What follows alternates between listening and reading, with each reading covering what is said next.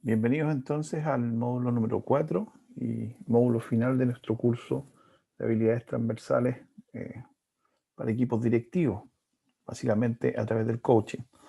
El módulo 4 lo hemos denominado Liderando el conflicto en mi equipo de trabajo en tiempos de crisis. Los contenidos del módulo son el origen del conflicto y sus etapas, el conflicto como posibilidad de desarrollo, modelos de resolución de conflicto, técnicas de negociación y mediación, cómo mediar en un equipo de trabajo y reducción de resistencias y conflictos. Las lecturas obligatorias de este módulo van a ser la presentación en PowerPoint que vamos a ver ahora, un apunte denominado etapas y fases del conflicto y un apunte denominado comunicación como herramienta para la resolución de conflictos. El origen del conflicto y sus etapas. Los conflictos básicamente son situaciones en que dos o más personas entran en alguna oposición o desacuerdo, ya sea porque sus intereses o sus posiciones son incompatibles, ¿ya? Es bien importante entender que las emociones y los sentimientos van a jugar un rol bien relevante en esta relación o en este conflicto entre las distintas partes. Y resulta bien también importante entender cuál es la proyección que va a tener esta relación en el futuro, para ver si lo que buscamos finalmente es que esta salga robustecida o en realidad no vamos a considerar esto como una variable futuro. Importante señalar que los conflictos son inevitables, muchas veces son impredecibles, pero la gran mayoría de ellos se pueden administrar y resolver de manera incluso muy positiva. En consecuencia, podemos decir que los conflictos surgen y se expresan de diferente manera por diversos motivos y con distinta intensidad entre las personas y son habituales en el día a día de nuestra relación. Hablaremos del origen del conflicto y sus etapas. Reconoceremos como etapas del conflicto la oposición o incompatibilidad, que es la etapa del conflicto donde se empieza entonces a generar la posibilidad de que pueda surgir una situación de conflicto. La personalización, que es cuando ya las personas que están involucradas en el conflicto empiezan a ser conscientes de que éste existe. Una tercera etapa que hemos denominado intención, que es decir, cuando yo entonces empiezo a vincular esta situación posible, que ya empecé a concientizar de que existe, y empiezo entonces a darle alguna atribución en base a mis expectativas, mis sentimientos, a mis emociones. Una cuarta fase que hemos denominado de comportamiento, que es entonces cuando ya el conflicto se hace visible y es visible para otros miembros también de la organización o del equipo de trabajo, ¿sí? Es cuando ya se lleva a través de conductas que se pueden observar. Y una quinta etapa del conflicto, donde hemos hablado entonces y hablamos de los resultados de este, entendiendo que no siempre los resultados de un conflicto deben ser negativos, sino que también podemos optar por una resolución un poco más positiva de este, entendiéndolo como una oportunidad entonces incluso de mejorar algunas situaciones pasadas.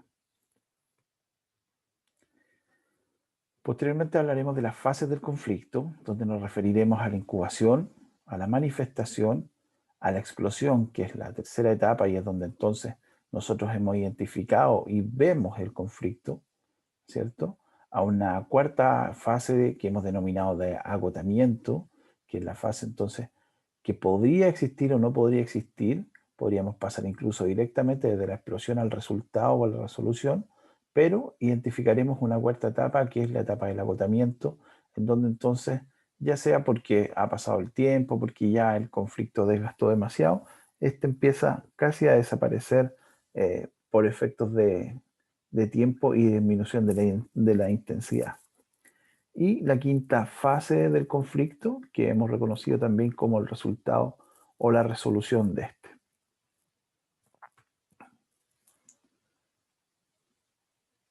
Hablaremos de cómo podemos abordar el conflicto más que como una dificultad o un problema, como una posibilidad de desarrollo. Y diremos que la forma tradicional de abordar los conflictos intenta negarlos, suprimirlos y evitarlos.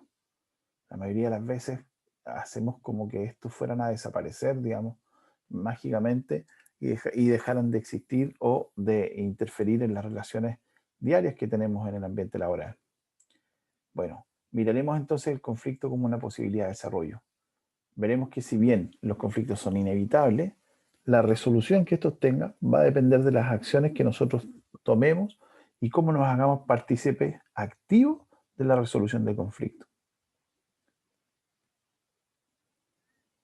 Diferenciaremos los conceptos de conflicto, agresión y violencia, entendiendo que los conflictos son inherentes a las relaciones humanas, por lo tanto siempre han existido y tenemos más de un estilo de abordarlo, lo dijimos recién, que la agresión ya es una respuesta más hostil frente a una situación de conflicto que podría ser latente, podría ser patente o podría ser crónico, es decir, un conflicto que se arrastra durante mucho tiempo en la fase de agotamiento, ¿sí?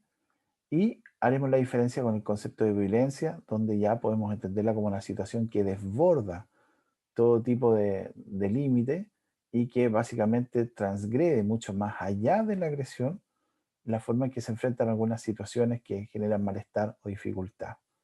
No es lo mismo entonces conflicto, agresión y violencia.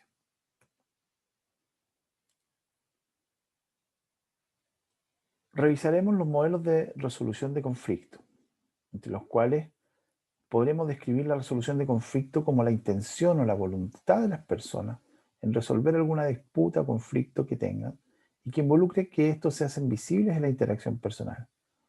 Siempre se debe considerar al momento de la resolución de conflicto la calidad de la relación interpersonal y el futuro de ella, que va a depender en gran parte de la posición en que nosotros decidamos tomar.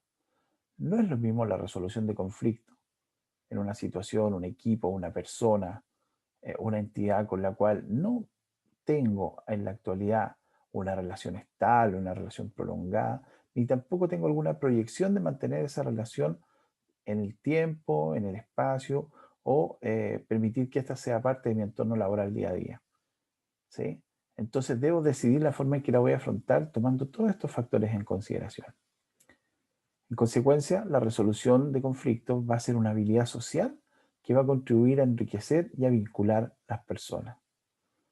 Para resolver conflictos es necesario considerar los intereses de la otra parte involucrada en el proceso, tener disposición a ceder en las posiciones personales para llegar a una salida, que la salida beneficie a las partes involucradas en el conflicto, es decir, una visión de ganar-ganar, y cuidar y enriquecer la relación entre las personas si es parte de las expectativas que tenemos.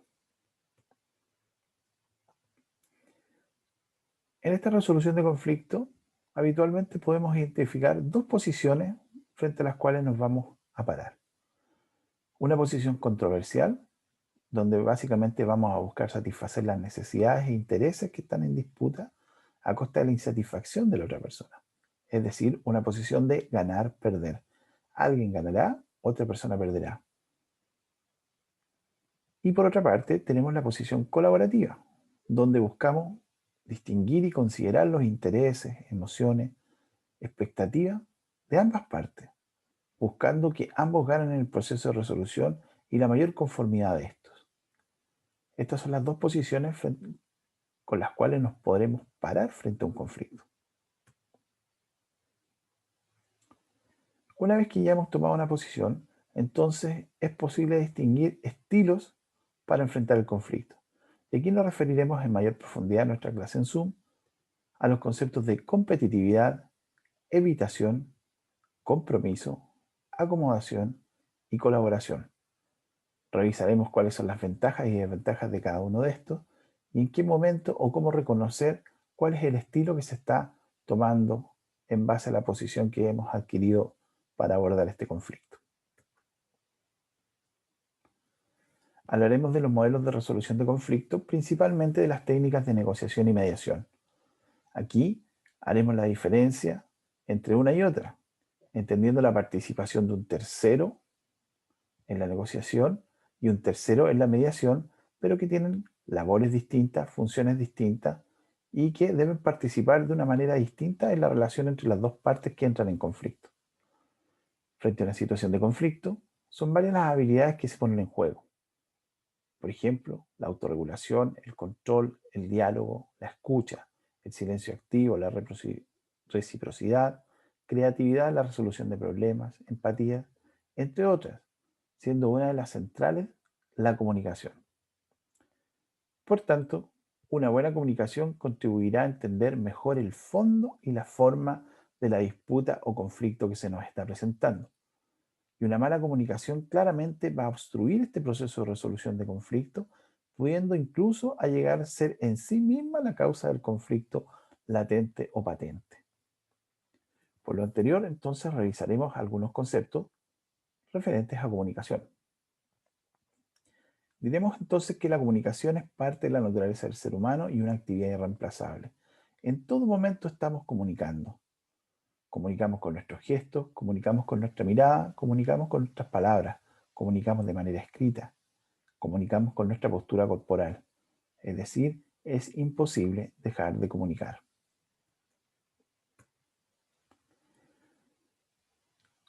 Tomaremos la comunicación entonces como una herramienta para resolver conflictos y veremos cómo nos ayuda para mediar en un equipo, entendiendo que uno de los primeros conceptos que debemos diferenciar es el informar con el comunicar. Informar será un trabajo unidireccional, donde el emisor lo que quiere es entregar un tipo de información sin la necesidad de recibir una respuesta o feedback.